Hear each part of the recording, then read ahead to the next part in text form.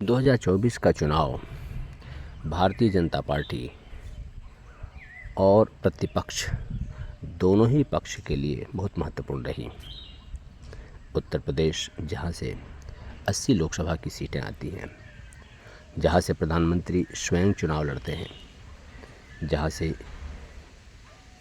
Bharatiya Janata party के सबसे लोकप्रिय नेताओं में से एक योगी आदित्यनाथ हैं और वहां के मुख्यमंत्री भी। ऐसे में उत्तर प्रदेश में अपेक्षा से कम सीटें आना भारतीय जनता पार्टी के लिए एक दुखदाई समाचार था और प्रतिपक्ष के लिए भी कहीं न कहीं एक जीत की उम्मीद थी। कांग्रेस ने बहुत समय के बाद 8 सीटें जीती। ये कांग्रेस के लिए भी एक बहुत बड़ी जीत समान था। इन पूरे मुद्दों को जानने समझने के लिए मैं उत्तर प्रदेश आया। झांसी से प्रवेश करने के बाद बिहार बॉर्डर तक मैं अनेकों जगहों पर बहुत सारे लोगों से मिला, ग्रामीण क्षेत्रों से लेकर शहरी क्षेत्रों तक। जो लोग खेतों में काम करते हैं, मजदूरी करते हैं, day to day hand to mouth जो अर्न करते हैं, वहाँ से लेकर विश्वविद्यालयों में विभागाध्यक्ष के तौर पर जो लोग काम कर रहे हैं वहाँ तक, अनेकों बिजनेसेस के जो ओनर हैं वहाँ तक। सबसे बात करने के बाद कुछ जो ओपिनियन उनके आए हैं, वो ओपिनियन मैं आपको बताना चाहता हूँ। इन ओपिनियन पे मैं अपना कोई समीक्षा देना नहीं चाहता। मैं चाहता हूँ कि मेरी ऑडियंस उत्तर प्रदेश के लोगों की व्यथा या उनके विचार या उनके ओपिनियन को सुने और उसके आधार पर अपने विचार को बना सकती है। जो मैंने सबसे ज़्यादा सुना, किसानों का कहना ये था कि हमें हर तरह की सुविधा मिल रही है, चाहे वो फर्टिलाइज़र पे सब्सिडी हो, इलेक्ट्रिसिटी समय से उपलब्ध होना हो, हमारी सड़कें बिल्कुल सही हैं। कहीं पर भी हमारे साथ भारतीय जनता पार्टी में अन्याय नहीं हुआ है। हमको जो चीज़ जब जितनी प्रमाण में चाहिए हमको मिलता रहा है। हमें सरकार से कोई शिकायत नहीं है। मात्र हमारी शिकायत ये है कि जिन कैंडिडेट्स को चुनाव लड़ाया गया, वो कैंडिडेट्स कहीं ना कहीं हमको बहुत ज़्यादा अनुकूल नहीं थे। फिर भी हमने प्रयत्न किया कि हम उनको वोट दें और किसानों ने भर भर करके वोट भारतीय जनता पार्टी को दिया। ऐसा किसानों का अपना मंतव्य है। मैंने युवाओं से बात करने का प्रयत्न किया। उत्तर प्रदेश के युवा प्राइवेट कंपनियों में जो काम करते हैं, भले वो 30, 40, 50 हज़ार रुपये भी कमा रहे हैं, उसको वो एम्प्लॉयमेंट नहीं मानते, वो स्वयं को बेरोजगार ही मानते हैं। यहाँ के बहुत सारे युवाओं से मिलने के बाद मैं उनकी बातों को इतना ज़रूर समझ पाया कि सरकारी नौकरी, चाहे वो 4th ग्रेड की प्यून की ही क्यों ना हो, वो एम्प्लॉयमेंट है। लेकिन किसी प्राइवेट ऑर्गेनाइजेशन में, किसी प्राइवेट बैंक में आप ब्रांच मैनेजर हैं, आप किसी संस्था में अच्छी पोस्ट पर भी हैं, तो वो नौकरी नहीं है। उसको अलग से शब्द देते हैं कि प्राइवेट कंपनी में काम करते हैं।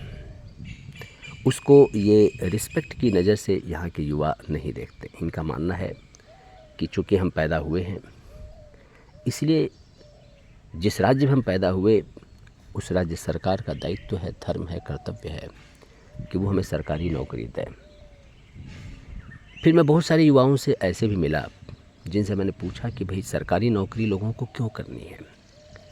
तो ऐसे अनेकों युवा मुझे मिले जिनका कहना था सरकारी नौकरी इसलिए करनी है क्योंकि काम नहीं करना पड़ेगा। पेंशन तो दोनों जगह नहीं है।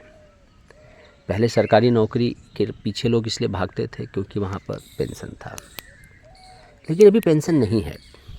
उसके बावजूद भी, पेंशन ना होने के बावजूद भी लोग सरकारी नौकरी के पीछे इसलिए जा रहे हैं कि इनका मानना है कि काम नहीं करना पड़ता है, कम काम करना पड़ता है, वहाँ पे कोई प्रेशर नहीं होता है, वहाँ पे कोई टेंशन नहीं होता है, वहाँ पे कोई टारगेट नहीं होता है, इसलिए हमको सरकारी नौकरी में जाना है।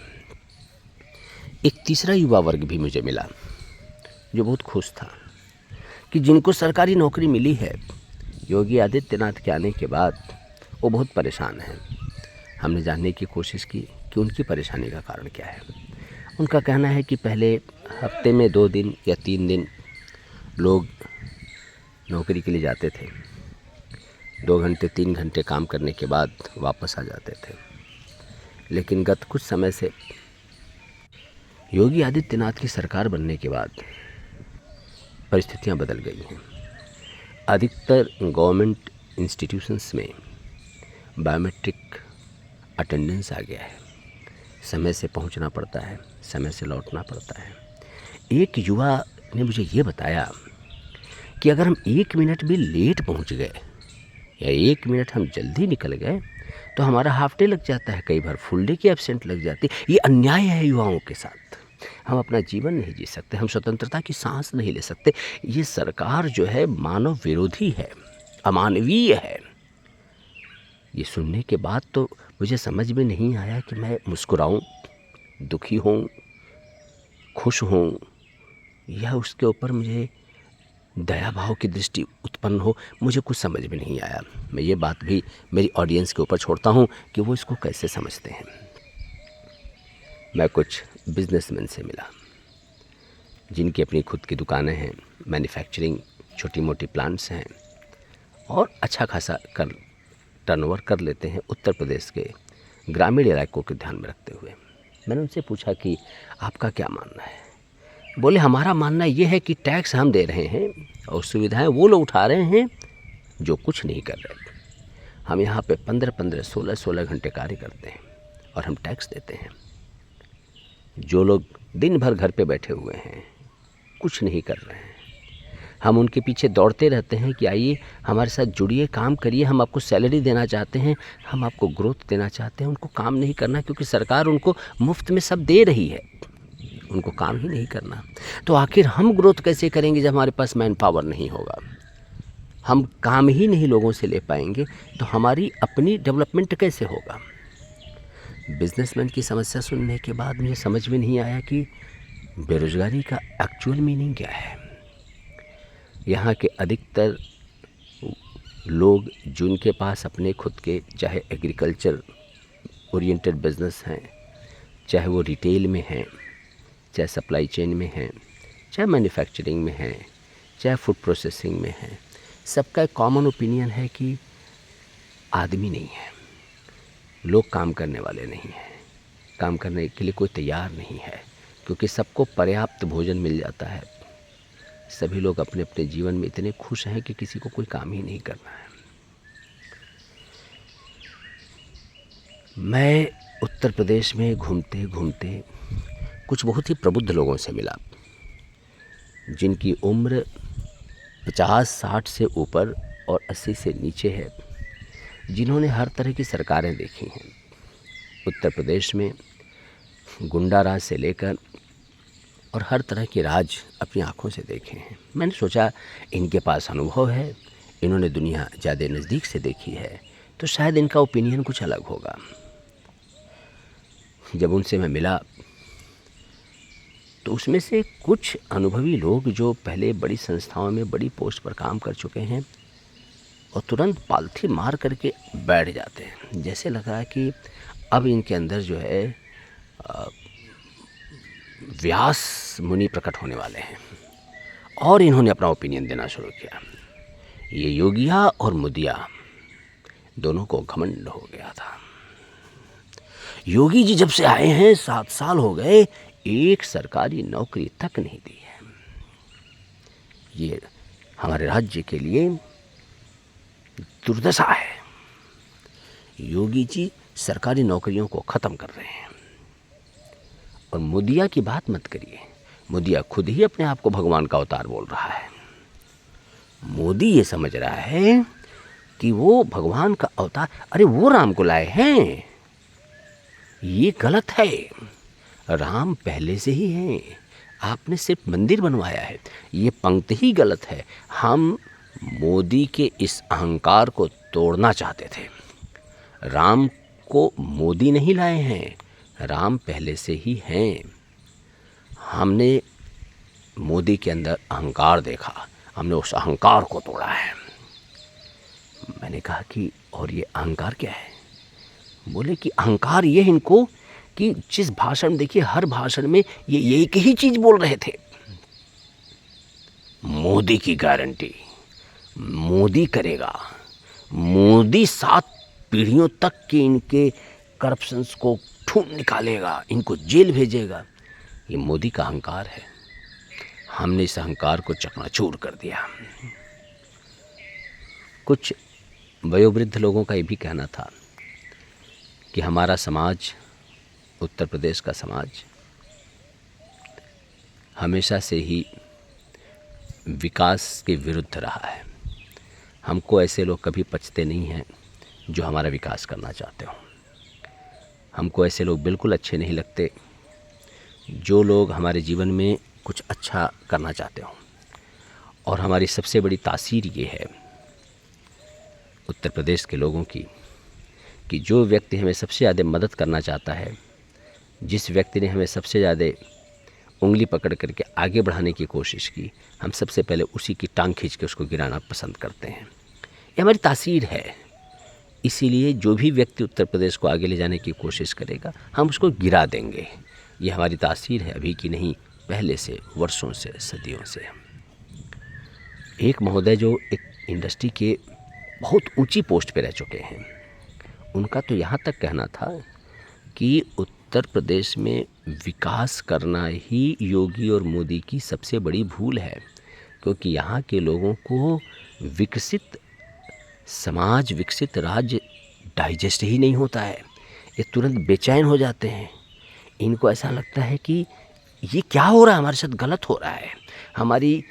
इन्होंने झोपड़ी हमसे छीन ली, इन्होंने हमसे हमारा जो सुबह शाम खाने के लिए रोते थे, वो रोने वाला समाज हमसे छीन लिया। ये सारी सड़कें सुबह शाम टॉयलेट से भरी रहती थीं और कूद कूद करके नाक बंद करके चलते थे, इन्होंने वो गंदगी हमसे छीन ली। इन लोगों ने हमारे साथ बहुत अन्याय किया है, इसलिए इसकी सज़ा यहाँ की जनता इनको देगी, क्योंकि इन्होंने इनका नरक भरी ज़िंदगी इनसे जो छीनी है, और नरकवासी इनको बख्शेंगे नहीं। मुझे समझ में नहीं आता है कि लोग प्रशंसा कर रहे हैं, निंदा कर रहे हैं, लोग अप्रिसिएट कर रहे हैं, नहीं कर रहे। कई बार तो इनका व्यंग्य मुझे थोड़ी देर के बाद समझ में आता है। मुझे ऐसा लग रहा है कि मैं उत्तर प्रदेश का हूँ या नहीं हूँ।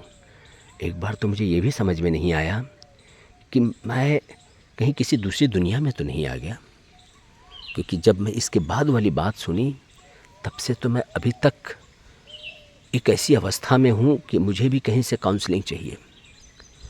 एक भाई साहब जिनकी एक बड़े चौराहे पे अच्छी सी दुकान है, उनको मैं मिला। मैंने कहा कि और भाई साहब क्या हाल चाल है? बोले अच्छा। पर मेरी गाड़ी जीजे पासिंग थी, उनकी नज़र मेरी गाड़ी के नंबर प्लेट। अच्छा आप गुजरात से आए हैं? मैंने कहा जी। इस बार तो हम लोगों ने सबक सिखा दिया मोदी गवर्नमेंट को।